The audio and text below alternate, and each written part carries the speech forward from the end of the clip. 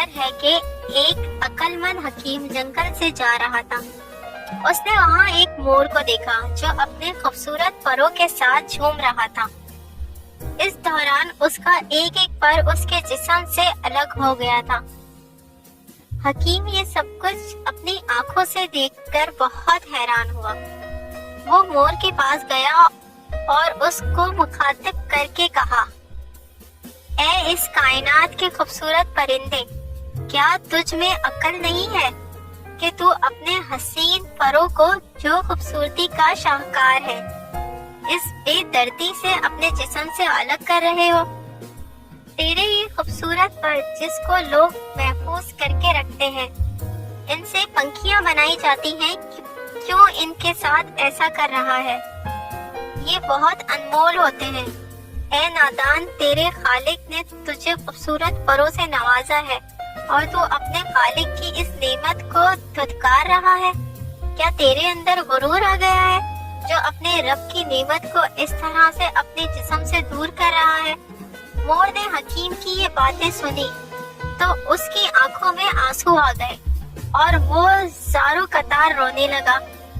مور کے یوں رونے سے حکیم بھی بہت دکھی ہو گیا اور وہ اپنی باتوں پر نادم ہوا کہ میں نے کیوں اس بیچاری مور کا دل دکھی کیا۔ مور نے حکیم سے کہا، اے اللہ کے نیک بندے، کاش تو میرے حالات سمجھ سکتا اور جان سکتا کہ میں نے کیوں ایسا کیا ہے۔ تو نے میری بات سنے بغیر ہی مجھے مجرم قرار دے دیا ہے۔ حکیم اس مور کی طرف متوجہ ہوا اور اس کی باتوں پر غور کرنے لگا۔ مور نے کہا، کیا تو نہیں جانتا، ہر طرف سے روز ہزاروں بلائیں میرے ان پروں کی وجہ سے میری جان لینے کے لیے آتی ہیں۔ ظالم شکاری انہی پروں کے لیے ہر طرف جال بچھاتا ہے۔